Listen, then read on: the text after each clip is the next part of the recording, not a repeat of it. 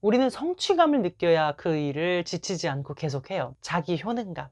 즉, 내가 이 일에 쓸모가 있구나, 나라는 사람이 필요하구나, 그걸 느껴야 내 적성에 맞는다라는 생각이 들어요. 자신감도 생기고. 그러니까 누구나 잘할 수 있는 일을 하고 싶잖아요. 안녕하세요. 웃음을 주는 따뜻한 상담사 웃다입니다. 하고 싶은 것도 많고 포부도 있는데 한 가지 일을 오래 못 하시는 분들이 있어요. 열정적으로 하다가 중간에 흥미가 없다, 혹은 뭐 너무 지치고 힘들다면서, 혹은 뭐 여건이 안 된다면서 그만두거나 다른 일로 이렇게 바꾸시는 분들이 있습니다. 그게 나쁜 건 아니죠. 원래 뭐 기질상 한 가지 일을 오래 하는 걸 좋아하는 사람이 있는가 하면 다양한 일을 자주 바꾸면서 하는 걸 좋아하는 사람이 있어요. 문제 없습니다. 그런데 한 가지 분야에서 좀 전문성을 갖고 싶고 보다 안정되고 좀 정착된 삶을 살고 싶은데 그게 잘 안 된다면 한 가지 일을 꾸준히 할 수 있는 방향성을 좀 몇 가지 말씀드리고 싶어요. 가장 기본은요, 흥미가 있어야 됩니다. 모든 재미가 있어야 돼요. 그러니까 성취감이라든지 승부욕이라든지 몰입감이라든지 호기심이라든지, 이게 나의 뇌를 긍정적으로 자극할 만한 흥미가 있어야 오래 할 수 있어요. 근데 만약에 뭐 부모님이 하라고 해서, 선생님이 추천해서, 친구가 하길래, 혹은 내가 이렇게 지나가다 보니까 그 직업이 너무 멋있어 보여가지고, 남들이 멋있다고 봐줄 것 같아서, 뭐 이런 식으로 동기가 타인에게 있으면 안 돼요. 타인의 시선, 타인의 요구, 타인의 평가가 동기가 되어서 어떤 일을 하게 되면 이 압박이 심해서 금방 지칠 수 있고요. 아니면 압박이 없다고 해도 내 의지가 아니기 때문에 굉장히 금방 무기력해질 수 있어요. 게을러진단 말이죠. 그래서 어떤 일을 할 때 동기가 나에게서 나와야 돼요. 내가 재미있어서, 내가 궁금해서, 내가 성취감이 있어서, 내가 집중이 잘 돼서. 결국 그 일을 하는 사람은 남이 아니고 나잖아요. 제가 심리상담 공부를 이제 처음 시작했던 것도 제가 재미있어서, 저에게 치유가 돼서, 더 알고 싶고 궁금해서였거든요. 뭐가 되려고 한 게 아니라 그냥 내가 흥미를 느껴서 취미로 시작한 게, 이게 공부라는 게 원래 끝이 안 나다 보니까 여기까지 온 거죠. 그러니 이제 뭐 강의를 하고 발표를 하고 과제를 하고 공부를 하고 이런 게 다 재밌어요. 그러니까 일이 아니야. 그냥 재밌어서 하다 보면은 어느새 무엇인가가 되어 있을 수도 있고 어딘가에 가 닿아 있을 수도 있어요.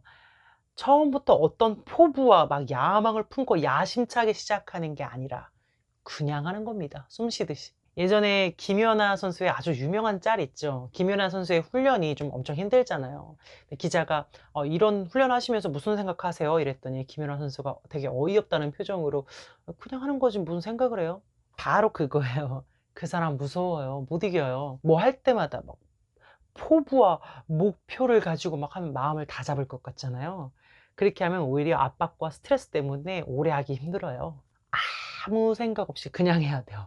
내가 밥을 먹고 숨 쉬고 화장실 가는 것처럼 너무나 자연스럽고 익숙한 일이 되어야 그게 거슬리지 않으면서 가벼운 마음으로 롱런할 수 있는 거예요. 제가 아까 그랬잖아요. 저는 상담사를 하려고 한 게 아니라 그냥 맨날 숨 쉬듯이 궁금해가지고 책 보고 공부하고 연구하고 통찰하고 막 그러다 보니까 아니, 돼 있더라. 목표를 세워놓고 올라가는 게 아니라 가다 보니까 여기에 상담사라는 길이 있네? 그때 한 발만 쑥 올리면 금방 되잖아요. 처음부터 꼭대기를 보고 등산하면 지쳐요. 그냥 한 걸음 앞에만 보고 아무 생각 없이 매일매일 숨 쉬듯이 그 한 걸음씩만 오르다 보면, 어? 여기 산봉우리가 있었네? 뭐야, 정상이야? 이렇게 되는 겁니다. 이처럼 큰 포부나 목표 그런 거 버리시고요. 그냥 한 걸음 앞에만 보자. 결과를 기대하지 말자. 되게 그 발전적이지 못하고 건설적이지 못한 그런 조언을 하는 것 같지만 여기에는 어마어마한 심리적 원리가 있는 겁니다. 마음을 비우면 발걸음이 가볍고 발걸음이 가벼워야 오래 걷는 거예요. 목표가 아주 없을 수는 없겠죠. 그러니까 바로 한 걸음 앞에, 바로 한 계단 위에 정도의 작은 목표. 그게 훨씬 더 롱런한다. 우리는 성취감을 느껴야 그 일을 지치지 않고 계속해요. 자기 효능감. 즉, 내가 이 일에 쓸모가 있구나, 나라는 사람이 필요하구나, 그걸 느껴야 내 적성에 맞는다라는 생각이 들어요. 자신감도 생기고. 그러니까 누구나 잘할 수 있는 일을 하고 싶잖아요. 이런 자기 효능감, 자신감, 성취감, 이거를 자주 느끼려면 목표가 작아야죠. 크고 어려운 것들은 그만큼 성취감을 느끼기가 어렵기 때문에 쉽게 포기하게 되고 적성에 안 맞는다는 생각이 들어요. 오히려 작은 성취를 자주자주 느껴야 오래 할 수 있다. 예를 들어서 오늘은 관련 분야의 책을 한 권 읽자가 아니라 한 챕터, 그것도 많으면 두세 장 읽자. 괜찮아요. 사람마다 차이가 있잖아요. 그냥 하는 거예요. 그러다가 적성 찾는 거죠. 그리고 네 번째로 워라밸입니다. 워크와 라이프의 밸런스라 하죠. 일과 쉼의 조화입니다. 아무리 좋아하는 일이고 자신 있고 잘 되는 일이라도요, 잠시 동안은 그 일을 생각하지 않고 뇌가 쉬어주는 시간이 꼭 필요해요.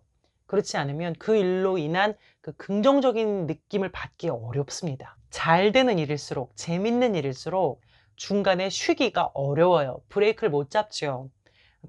달리다가 멈출 이유를 모르겠으니까. 그러면 처음에는 성장 속도가 무척 빠를 수 있는데 그만큼 롱런하기는 어렵습니다. 한번 번아웃이 오기 시작하면 굉장히 힘들어지지요. 내가 그렇게 잘하고 좋아했던 일도 이렇게 지쳐서 할 수 없다니, 그럼 난 도대체 뭘 할 수 있는 사람이야? 라는 더 심한 자책감, 자괴감 느낄 수 있고요. 그건 적성이 안 맞는 게 아니라 단지 좀 지친 거예요. 손흥민 선수도 24시간, 48시간 축구를 하라고 하면 지쳐요. 아무리 노래를 잘하는 박정현, 아이유 이런 가수들도요, 24시간, 48시간 노래하라고 하면 못해. 그 일을 정말 잘하고 싶고 정말 오래 하고 싶다면 중간에 쉬세요. 쉰다는 건 단순히 그 일을 안 하는 게 쉬는 게 아니라 생각하지 않는 게 쉬는 겁니다. 몸도 몸이지만 진짜 쉬는 건 뇌가 쉬는 거거든요. 뇌가 쉬려면 때로는 몸을 굴릴 수도 있어요. 운동, 몸으로 놀기, 간단한 집안일들. 나 쉬어야지 하면서 이렇게 잠을 자면서도 꿈에서도 그 일을 생각하고 있으면 그건 쉬는 게 아니에요. 우리가 쉬지 못하는 이유는 잘 안 되면 안 돼서 불안하고, 잘 되면 계속 잘 돼야 돼서 불안하고, 그럼 못 쉬는 거예요. 좀 못하면 어때요? 좀 떨어지면 어때요? 인생에 꼭 그렇게 잘 되어야만 하는 건 아니잖아요. 그냥 편안하고 행복하고 재밌으면 됐지. 일 중독자들은 쉬는 것도 생산성의 목적을 두거든요. 다음에도 이 일을 하려면 지금 쉬어야 돼. 그래야 오래 할 수 있다고 했어. 일을 더 잘하고 더 많이 하려고 잠시 쉬는 거예요. 원래 그렇게 생산성의 목적을 두고 쉬면 안 된다고 하거든요. 근데 저는 그렇게라도 일단은 쉬는 게 좋다고 봐요. 안 쉬는 것보다는. 쉬는 것도 목표를 낮게 잡자고요. 그렇게라도 쉬면서 쉬다가 우연히 발견하는 거죠. 응? 쉬어도 큰일 안 나네? 좀 늦게 해도 다 하네?